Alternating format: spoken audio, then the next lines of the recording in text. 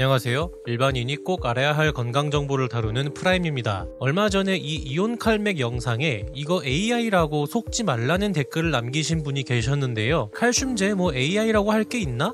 어떤 장면에서 그랬는지 보시죠. 바로 이 장면입니다. 칼슘제가 물에 완전하게 녹는 영상이 보이니까 댓글로 하시는 말씀이 칼슘은 광물이라서 물에 녹는 게 말이 안 된다. 근데 이거는 제가 직접 있는 그대로 전문 장비로 촬영을 한 영상들이고 AI 장면은 단 한 클립도 들어가지 않았습니다. 근데 이 댓글의 내용은 다른 분들도 이렇게 알고 계실 확률이 높다고 생각합니다. 하지만 칼슘은 물에 녹을 수 있습니다. 예를 들어 바닷물 보세요. 바닷물이 먹는 물만큼 아예 투명한 색은 아니지만 그 안에는 칼슘을 포함해서 수많은 미네랄과 미생물들이 살고 있습니다. 그래서 바닷물에 녹아있는 칼슘은 우리가 사는 칼슘제의 칼슘이 아니라 칼슘 이온으로서 바닷물에 존재합니다. 그래서 바닷물은 나트륨, 마그네슘, 칼륨, 염화이온, 황산이온 등 여러 이온들이 섞여 있는 거대한 전해질 용액입니다. 근데 그건 자연적인 거잖아. 인공적으로 만든 칼슘제는 솔직히 녹으면 안 되는 거 아니야? 이런 의문점을 갖고 계셨다면 지금 이 영상을 꼭 시청하셔야 합니다. 칼슘제 사려고 한다면 뭐 사실 거예요? 갑자기 생뚱맞은 질문인데 중요해서 그래요. 뭐 사실 거예요? 추천받은 거, 가성비 좋은 거, 아니면 약사쌤들이 추천해준 칼슘제. 보통은 이런 경로로 구매하실 거예요. 막상 사려고 검색해보거나 약국 같은 곳 가보면 자세히 알려주는 사람 아무도 없어요. 칼슘은 그 화학 구조에 따른 종류가 많은데 그 종류에 따라 그리고 어떻게 만들어졌는지 제형에 따라 흡수율이 엄청 달라지게 됩니다. 먼저 여러분이 가장 흔하게 많이 접하실 수 있는 탄산칼슘에 대해서 말씀드려 보겠습니다. 이거는 무기염, 광물 계열에 속하고요. 칼슘의 종류 중에서 가장 최악의 흡수율을 보입니다. 요즘은 해조칼슘, 코랄칼슘이라는 이름의 칼슘제들이 많이 보이는데 얘네는 다 탄산칼슘이라고 보시면 되겠습니다. 지금 보시는 논문에 따르면 위산이 충분할 때 식사와 함께 탄산칼슘을 500mg 이하로 복용하면 평균 20에서 30%만 흡수된다고 합니다. 만약 1000mg을 내가 먹는다고 한다면 200g에서 300g만 흡수된다는 얘기죠. 그럼 나머지 800에서 700mg은 다 어디 가냐? 지금 이렇게 계산하시면 안 되고요. 탄산칼슘은 질량 기준으로 40%만 칼슘이에요. 그럼 여러분이 1000mg의 칼슘제를 드신다면 400mg만 드시게 되는 거고요. 칼슘을 흡수는 그거의 20% 정도니까 60mg만 들어간다는 거예요. 이거는 해조칼슘 같은 탄산칼슘인 경우이고요. 실제로는 이거보다 흡수량이 많을 수도 있고 더 적을 수도 있습니다. 근데 인간이 하루에 필요한 칼슘 이온의 양을 FAO나 WHO에서는 약 220mg으로 잡고 있습니다. 여기서의 220mg은 칼슘 이온으로서 220mg입니다. 그러니까 칼슘제를 구매하실 때 200mg나 300mg만 있으면 된다가 아니고요. 방금 말씀드렸던 계산법대로 탄산칼슘, 해조칼슘이라면 이 220mg이 되려면 훨씬 더 많은 양의 칼슘을 드셔야 합니다. 내 몸에 실제로 흡수되는 칼슘의 양이 220mg이 되어야 한다는 거예요. 왜냐하면 칼슘 이온만 우리 몸에 흡수될 수 있기 때문이죠. 그럼 나머지는 어디로 가는 거니? 화장실로 나간다고 합니다. 충격적이죠. 근데 이거는 제가 이 위에 지금 나오는 영상에서 자세히 설명을 드렸었는데요. 이 해조칼슘들이 나쁜 건 아닙니다. 왜냐?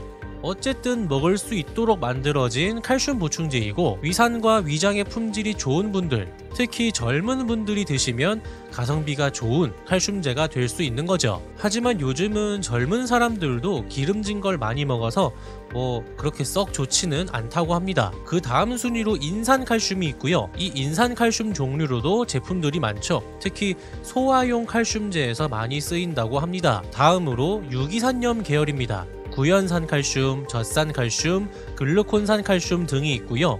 그 다음으로 킬레이트 칼슘입니다. 칼슘 중에서는 가장 흡수가 좋다고 알려져 있는데요. 칼슘 주위에 글리신 같은 아미노산으로 둘러싸여 안정된 복합체 형태로 만든 칼슘입니다. 킬레이트 칼슘은 보통 이런 식으로 알려져 있습니다. 이 킬레이트 칼슘은 이미 유기물에 둘러싸인 상태이기 때문에 pH 변화에 조금 덜 민감해서 위산이 적어도 흡수가 잘 된다. 근데 이 킬레이트 칼슘에 대한 연구 수가 적고 아직은 근거가 부족하다고 합니다. 근데 이 중에서 구연산 칼슘은 달라요. 얘는 연구된 케이스들도 많고 일단 확실한 게 구연산 칼슘이 탄산 칼슘보다 약 22에서 27% 더 잘 흡수된다. 지금 보고 계시는 논문에서는 위산이 거의 없는 환자에서 탄산 칼슘은 약 4% 흡수되었지만 구연산 칼슘은 약 45%가 흡수되는 걸 보여서 구연산 칼슘이 압도적으로 탄산 칼슘보다 흡수에 유리하다는 것을 보여줬습니다. 근데 이거는 위산이 적을수록 차이가 난다는 논문 내용이었고요. 탄산 칼슘이 20에서 30% 흡수율인데 그렇다면 구연산이 22에서 27% 탄산 칼슘보다 흡수율이 더 높다고 했으니 실제로 구연산 칼슘은 40이나 50%의 흡수율을 보여주는 게 아니라요. 24에서 38% 정도이고 현실적인 평균치는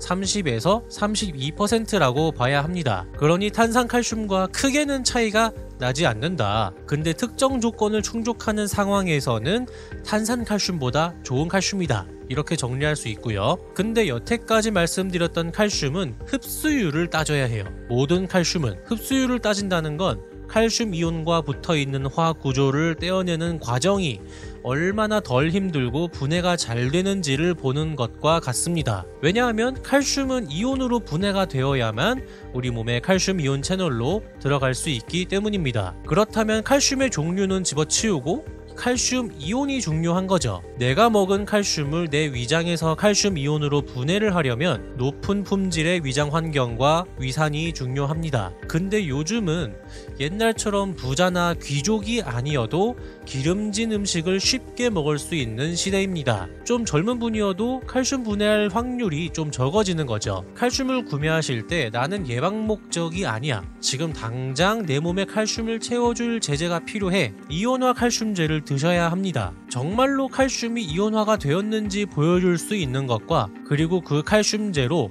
심지어 골다공증 환자분들에게까지 유의한 효과를 높은 확률로 가져다주는 제품은 전 세계적으로 이 이온 칼맥밖에 없을 겁니다. 궁금하시면 유튜브의 실제 사용 후 댓글이나 여기 나노엘 본사에서 실시했던 골다공증 콘테스트 영상도 보시면 구매에 도움이 많이 되실 겁니다. 소개된 분들 말고도 골밀도가 상승이 돼서 정말 이제 안심이다 라는 분들이 많이 계십니다. 결국에는 제가 이 제품을 홍보하는 영상이 되어 버렸는데요. 사실 모든 분들께 칼슘제는 결국 이온화가 되어야 하기 때문에 이거 드셔야 합니다 라고 강요해도 이상하지 않지만 칼슘제를 구매하실 때는 여러분의 필요에 따라서 그리고 신뢰와 믿음의 정도에 따라서 원하시는 제품들을 구매하시면 되는 거죠. 하지만 칼슘이 이온으로서만 우리 몸에 흡수된다는 건 과학적인 사실이다. 내가 평소에 먹던 칼슘제나 주위에 있는 칼슘제들이 원래는 보통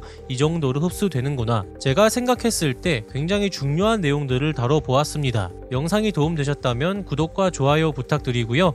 제품을 구매하기 원하신다면 영상 본문 링크를 참조하시기 바랍니다. 저는 또 다음 영상에서 찾아뵙도록 하겠습니다. 감사합니다.